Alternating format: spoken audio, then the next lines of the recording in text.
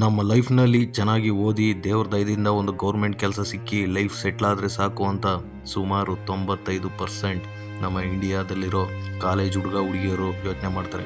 ಆದರೆ ಕೇವಲ 5% ಮಾತ್ರ ಎಷ್ಟೇ ಕಷ್ಟ ಬರಲಿ ಏನೇ ಆಗಲಿ ನಾನು ಅಂದ್ಕೊಂಡಿದ್ದನ್ನ ಲೈಫ್ನಲ್ಲಿ ಅಚೀವ್ ಮಾಡಬೇಕು ಅಂತ ಎಷ್ಟೋ ಡೇಂಜರಸ್ ರಿಸ್ಕ್ನ ತಗೋತಾರೆ.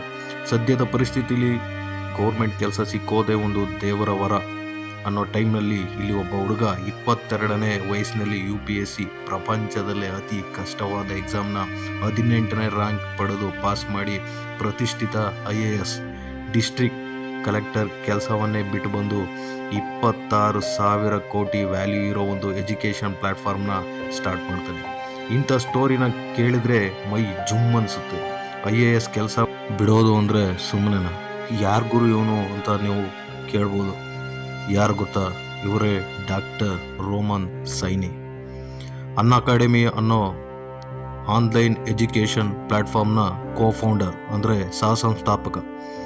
ಅನ್ಅಕಾಡೆಮಿ ಸುಮಾರು ಅಡ್ವರ್ಟೈಸ್ಮೆಂಟ್, ಕ್ರಿಕೆಟ್ ಸ್ಪಾನ್ಸರ್ಶಿಪ್ನಲ್ಲಿ ನೋಡಿರ್ತೀವಿ. ಈಗ ಇವರು ಅನ್ಅಕಾಡೆಮಿನಲ್ಲೇ ಒಬ್ಬ UPSC ಟೀಚರ್. ಎಷ್ಟೋ ಬಡವರು ಗ್ರಾಮೀಣ IAS ಆಕಾಂಕ್ಷಿಗಳಿಗೆ ಆನ್ಲೈನ್ ಮೂಲಕ ಫ್ರೀ IAS ಕೋಚಿಂಗ್ನ ಕೊಡಬೇಕು ಅಂತ ಈ ಅನ್ಅಕಾಡೆಮಿ ಆ್ಯಪ್ನ 2015ರಲ್ಲಿ IAS ಆಫೀಸರ್ ಕೆಲಸ ರಿಸೈನ್ ಮಾಡಿ ಸ್ಟಾರ್ಟ್ ಮಾಡ್ತಾರೆ. ಅದು ಗೌರವ್ ಮುಂಜಲ್ ಅವರ ಜೊತೆ. ಈಗ ಇದರ ಬೆಲೆ 26,000 ಕೋಟಿ. ರೋಮನ್ ಸೈನಿ ಹುಟ್ಟಿದ್ದು 1991 ರಾಜಸ್ಥಾನ್ನಲ್ಲಿ. ಇವರ ಅಪ್ಪ ಒಬ್ಬ ಇಂಜಿನಿಯರ್, ಅಮ್ಮ ಹೌಸ್ ವೈಫ್. ಇವರು ತಮ್ಮ ಮೆಡಿಕಲ್ ಕೋರ್ಸ್ನ ಏಮ್ಸ್ನಲ್ಲಿ ಮುಗಿಸಿ 22ನೇ ವರ್ಷದಲ್ಲಿ UPSC ಎಕ್ಸಾಮ್ನ ಮೊದಲ ಪ್ರಯತ್ನದಲ್ಲಿ ಪಾಸ್ ಮಾಡಿ ಮಧ್ಯಪ್ರದೇಶ್ ಡಿಸ್ಟ್ರಿಕ್ಟ್ ಕಲೆಕ್ಟರ್ ಆಗಿ 2013ರಲ್ಲಿ ಕೆಲಸಕ್ಕೆ ಸೇರ್ಕೋತಾರೆ.